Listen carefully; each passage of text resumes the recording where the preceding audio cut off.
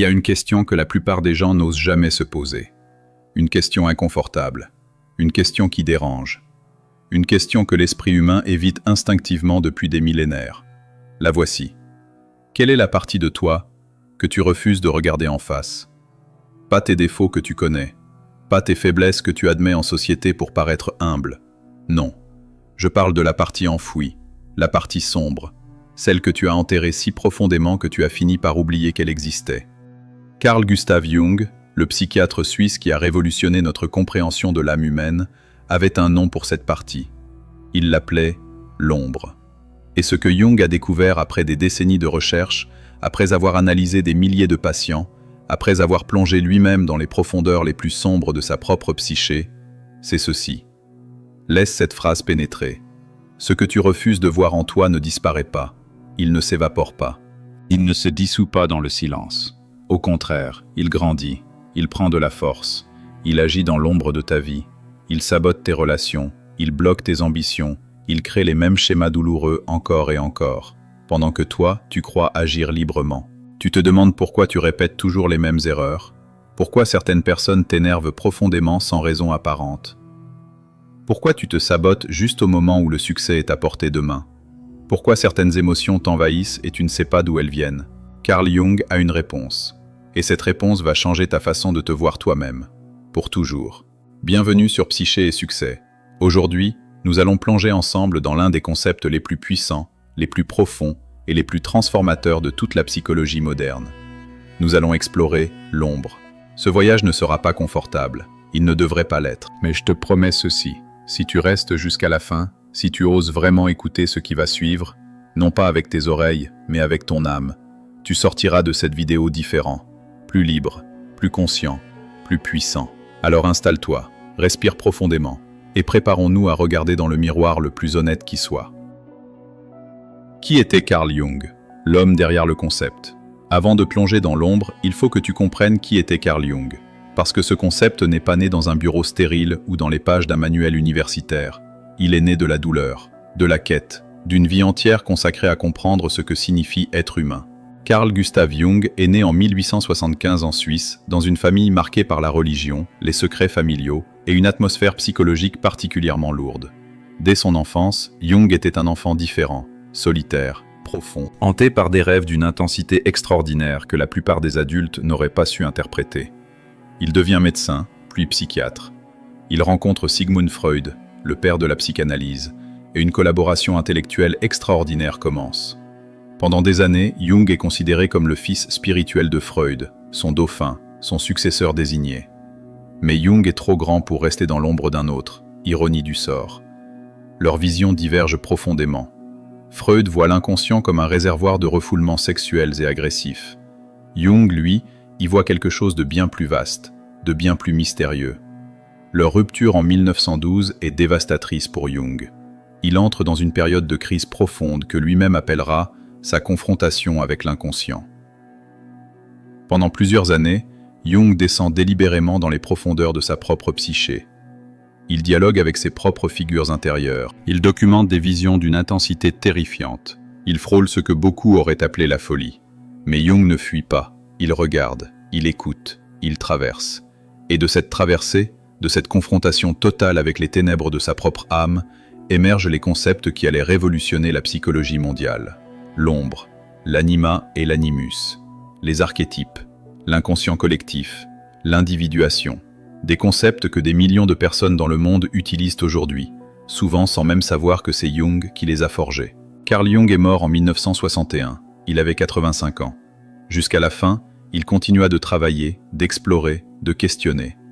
Il disait souvent que le voyage intérieur ne se termine jamais, que l'âme humaine est un territoire si vaste qu'une seule vie ne suffit pas à l'explorer entièrement. Et parmi tous ces concepts, l'ombre reste peut-être le plus universel, le plus urgent, le plus nécessaire. Découvrons-la. Qu'est-ce que l'ombre exactement? Imagine une enfant, plein de vie, spontanée, libre. Cet enfant rit fort. Il exprime sa colère quand il est frustré. Il dit la vérité sans filtre. Il pleure sans honte. Il ressent tout, intensément, et l'exprime sans censure. Puis vient la socialisation. Les parents, les professeurs, La société entière commence à lui envoyer des messages, parfois verbaux, souvent non-verbaux, sur ce qui est acceptable et ce qui ne l'est pas. Ne pleure pas, c'est pour les faibles. Sois sage, n'énerve pas les adultes. Les bons garçons ne se mettent pas en colère. Les filles bien ne parlent pas comme ça. Arrête de te vanter, qui tu crois être. Progressivement, l'enfant apprend. Il trie, il classe. Il range certaines parties de lui-même dans des catégories, acceptables et inacceptables. Les parties acceptables, il les garde visibles, il les développe, il les exhibe. Les parties inacceptables, il les cache, il les refoule, il les enfouit dans les profondeurs de son inconscient. Ce coffre-fort psychologique où nous jetons tout ce que nous refusons d'être, Jung lui a donné un nom, l'ombre. L'ombre, c'est le réservoir de tout ce que tu as nié de toi-même, de tout ce que tu juges inacceptable, honteux, dangereux ou simplement trop douloureux à regarder. Ta colère refoulée, ta jalousie inavouée, ta peur du rejet, tes désirs que tu juges honteux, ton besoin d'attention que tu qualifies d'égoïsme, ta violence intérieure que tu masques sous un sourire. Mais aussi, et c'est là que ça devient fascinant, tes talents que tu n'oses pas exprimer, ta créativité que tu as jugée impraticable, ton ambition que tu t'es interdit de ressentir, ta force que tu as appris à cacher pour ne pas déplaire. On ne devient pas éclairé en imaginant des figures de lumière, mais en rendant l'obscurité consciente. Carl Gustav Jung. L'ombre n'est donc pas uniquement négative, elle contient aussi une immense richesse, des parties de toi que tu as abandonnées par peur, par conformité, par conditionnement social. Jung appelait cela « l'or dans l'ombre », ces trésors cachés que tu possèdes mais que tu ne t'autorises pas à utiliser. Comment l'ombre se forme-t-elle au fil de la vie? La formation de l'ombre commence tôt, très tôt. Certains psychologues estiment que les premières strates de l'ombre se forment dès les 2 ou 3 premières années de vie. Mais elles continuent de se construire tout au long de l'existence à travers 4 mécanismes principaux. Premier mécanisme, le refoulement par honte. Chaque fois que tu as ressenti une émotion que l'on t'a appris à trouver honteuse, la jalousie, la rage, la peur, la tristesse, et que tu l'as enfouie plutôt que de l'exprimer, tu as alimenté ton ombre. La honte est le ciment de l'ombre. Elle prend des émotions parfaitement humaines, parfaitement normales, et les transforme en secrets inavouables. Deuxième mécanisme, la projection. Voici quelque chose de stupéfiant que Jung a découvert. Quand nous ne pouvons pas accepter une qualité en nous-mêmes, nous la voyons chez les autres. Tu ne supportes pas les gens arrogants? Peut-être parce que tu refuses d'admettre ta propre arrogance. Tu juges sévèrement les gens paresseux? Peut-être parce que tu refoules ton propre désir de repos et de relâchement. Tu détestes les menteurs? Peut-être parce que tu ne veux pas voir les mensonges que tu te racontes à toi-même. Ce que tu ne supportes pas chez les autres est souvent le miroir de ce que tu ne supportes pas en toi. Jung disait « Tout ce qui nous irrite chez les autres peut nous mener à une meilleure compréhension de nous-mêmes. » Troisième mécanisme, le conditionnement culturel et familial. Chaque famille a ses règles non dites, ses émotions permises et ses émotions interdites, ses ambitions valorisées et ses ambitions méprisées. Dans certaines familles, pleurer est une faiblesse. Dans d'autres, se mettre en colère est tabou. Dans d'autres encore, briller, réussir, dépasser ses parents est inconsciemment vécu comme une trahison. Ces règles familiales s'impriment profondément. Elles deviennent la structure invisible de ton ombre personnel. Quatrième mécanisme, les traumatismes et blessures d'enfance. Les expériences douloureuses, le rejet, l'humiliation, l'abandon, la violence, laissent des cicatrices dans le psychisme. Et pour se protéger, l'esprit enfouit ses blessures dans l'ombre. Il crée des mécanismes de défense, des murs, des armures. Le problème, c'est que ces armures finissent par peser, par isoler, par empêcher non seulement la douleur d'entrer, mais aussi la joie, l'amour et la connexion authentique. Comment l'ombre se manifeste-t-elle dans ta vie? C'est peut-être la partie la plus importante. Comment reconnaître l'action de ton ombre dans ta vie quotidienne? Jung avait une expression magnifique pour décrire cela. Il disait que l'ombre se manifeste comme destin, c'est-à-dire que les schémas de ta vie qui te semblent extérieurs, les malchances répétées, les relations qui tournent toujours mal de la même façon, les opportunités qui s'effondrent systématiquement, sont en réalité le travail de ton ombre qui s'exprime à travers toi. Voici les 8 signes les plus courants que ton ombre est à l'œuvre. 1. Tu réagis de manière disproportionnée à certaines situations. Une remarque anodine te blesse profondément. Une contrariété mineure te met dans une rage inexplicable. Ces réactions excessives sont presque toujours les signatures de l'ombre touchée. 2. Tu te sabotes au seuil du succès. Tout semblait bien aller, puis soudainement, sans raison logique, Tu prends une décision qui fait tout effondrer. L'ombre, souvent portant une croyance comme « je ne mérite pas de réussir » ou « si je réussis, je perdrai ceux que j'aime », agit en coulisses. 3. Tu répètes les mêmes patterns relationnels. Les mêmes types de personnes toxiques entrent dans ta vie. Les mêmes conflits se reproduisent avec des visages différents. Jung dirait que tu projettes ton ombre sur les autres. Tu attires inconsciemment ce que tu refuses de voir en toi. 4. Tu juges sévèrement les autres. La sévérité de nos jugements sur autrui est directement proportionnelle à la force de notre ombre non intégrée. Plus tu condamnes quelque chose chez les autres, plus il est probable que cette même chose sommeille en toi. 5. Tu ressens une fatigue inexpliquée. Refouler l'ombre demande une énergie psychique considérable. Beaucoup de gens qui se sentent chroniquement épuisés sans raison médicale dépensent une quantité massive d'énergie à maintenir leur ombre enfouie.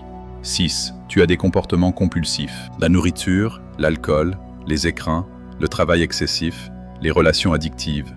Ces comportements sont souvent des tentatives inconscientes d'anesthésier ce que l'ombre cherche à exprimer. 7. Tu te sens incomplet, vide, sans savoir pourquoi. Ce sentiment de quelque chose qui manque, de ne pas être entier, est souvent le signal que des parties importantes de soi ont été abandonnées dans l'ombre. 8. Tu as des rêves intenses, récurrents ou troublants. Pour Jung, les rêves sont l'une des voies royales par lesquelles l'ombre cherche à communiquer. Les figures menaçantes, les poursuiteurs, les monstres dans nos rêves sont souvent des représentations de notre propre ombre qui frappe à la porte de la conscience. L'ombre comme premier ennemi de ta réussite. Nous vivons dans une époque où tout le monde parle de motivation, de discipline, de bonnes habitudes, de mindset positif. Et ces choses ont leur valeur, ne te trompe pas. Mais voici ce que la plupart des coachs en développement personnel ne te disent pas. Tu peux avoir la meilleure stratégie du monde. Tu peux avoir les meilleures habitudes du monde. Tu peux te lever à 5 heures du matin, méditer, faire du sport, lire 100 livres par an. Si ton ombre n'est pas travaillée, elle sabotera tout. Parce que l'ombre ne travaille pas au niveau de la conscience. Elle ne t'envoie pas de message le matin en te disant « Aujourd'hui, je vais m'assurer que tu échoues ». Elle opère en profondeur, dans l'inconscient, dans tes croyances fondamentales sur qui tu es et ce que tu mérites. Jusqu'à ce que tu rendes l'inconscient conscient, il dirigera ta vie et tu appelleras ça le destin. Carl Gustav Jung. Pense à un entrepreneur qui se sabote chaque fois qu'il approche d'un certain niveau de revenu. Consciemment, il veut réussir. Il travaille dur. Il est motivé. Mais dans son ombre sommeille peut-être une croyance héritée de son enfance. Les gens riches sont mauvais. Ou, si je deviens trop grand, ma famille ne me reconnaîtra plus. Et cette croyance de l'ombre, invisible, non questionnée, tire des ficelles que sa conscience ne voit pas. Pense à quelqu'un qui ne peut pas maintenir de relations amoureuses saines. Consciemment, il veut l'amour. Mais dans son ombre, une blessure d'abandon, une terreur de la vulnérabilité, une conviction profonde que l'amour mène toujours à la douleur. Et cette ombre sabote chaque relation avant qu'elle ne devienne trop réelle, trop proche, trop menaçante. L'ombre est le saboteur invisible, et tant qu'il opère dans les ténèbres, aucune stratégie consciente ne peut le neutraliser. Les 4 masques de l'ombre dans le succès. Jung nous a appris que l'ombre ne se présente jamais directement. Elle porte des masques, des déguisements, des rationalisations qui la rendent méconnaissable. Voici les 4 masques les plus fréquents que l'ombre porte sur le chemin de la réussite. Premier masque, le perfectionnisme paralysant. En surface, le perfectionnisme ressemble à une qualité, une exigence élevée, un standard d'excellence. Mais souvent, le perfectionnisme est un masque de l'ombre. Il cache une terreur profonde du jugement, de l'échec ou de ne pas être assez. Et cette terreur pousse à ne jamais commencer, à ne jamais finir, à ne jamais se montrer pleinement. Le perfectionniste ne lance jamais son projet parce que son ombre lui murmure « Et si ce n'est pas parfait ? Et si les gens se moquent ? Et si tu échoues publiquement ?» Deuxième masque, le syndrome de l'imposteur. Ce sentiment omniprésent de ne pas mériter sa place, de ne pas être légitime, d'être sur le point d'être démasqué. L'imposteur est une créature de l'ombre.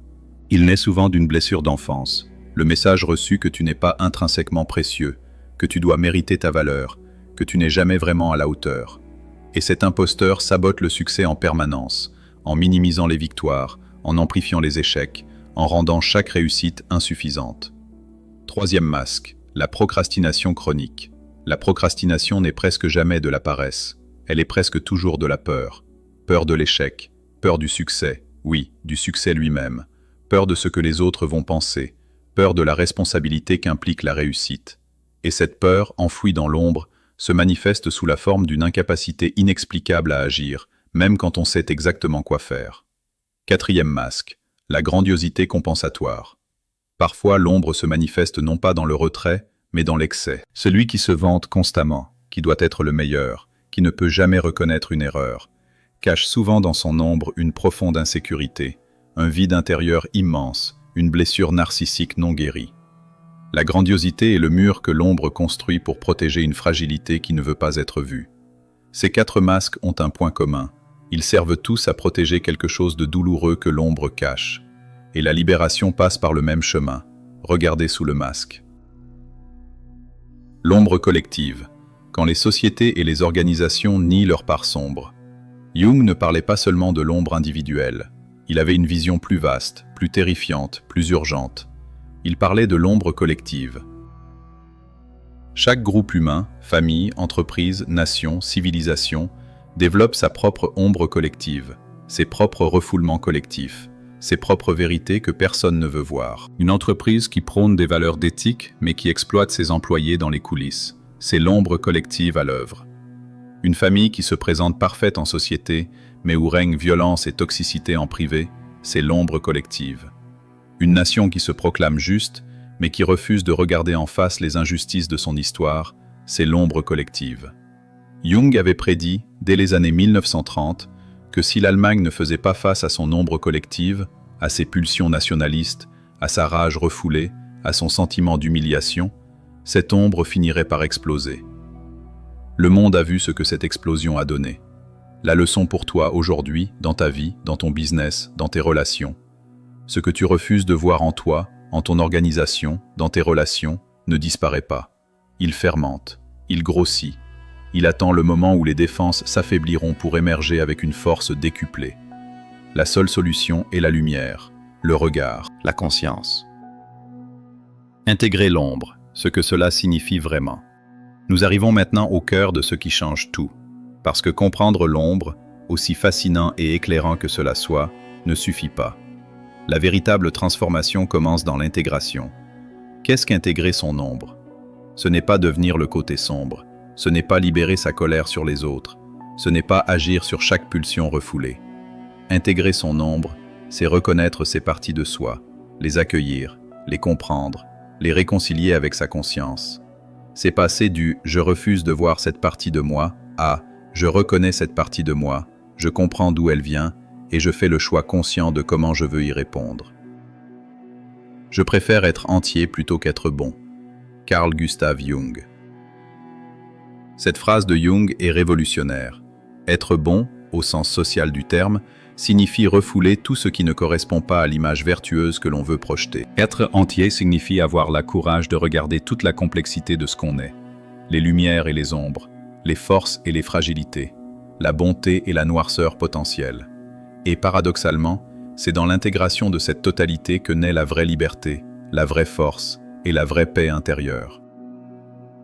Cette phrase de Jung est révolutionnaire. Être bon, au sens social du terme, signifie refouler tout ce qui ne correspond pas à l'image vertueuse que l'on veut projeter. Être entier signifie avoir le courage de regarder toute la complexité de ce qu'on est, les lumières et les ombres, les forces et les fragilités, la bonté et la noirceur potentielle. Et paradoxalement, c'est dans l'intégration de cette totalité que naît la vraie liberté, la vraie force et la vraie paix intérieure. Porte une attention particulière aux figures menaçantes, aux poursuivants, aux personnages négatifs de tes rêves.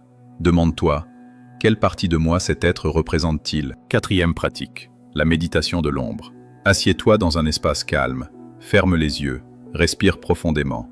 Laisse émerger dans ton imagination une figure, une image, une silhouette, un personnage, qui représente ton ombre. Ne la contrôle pas, laisse-la apparaître telle qu'elle est. Puis, mentalement, approche-toi d'elle. Demande-lui, qui es-tu? Que veux-tu? De quoi as-tu besoin? Écoute, vraiment écoute. Tu pourrais être surpris par ce qui émerge. Cinquième pratique, l'accompagnement thérapeutique. Je te le dis sans détour.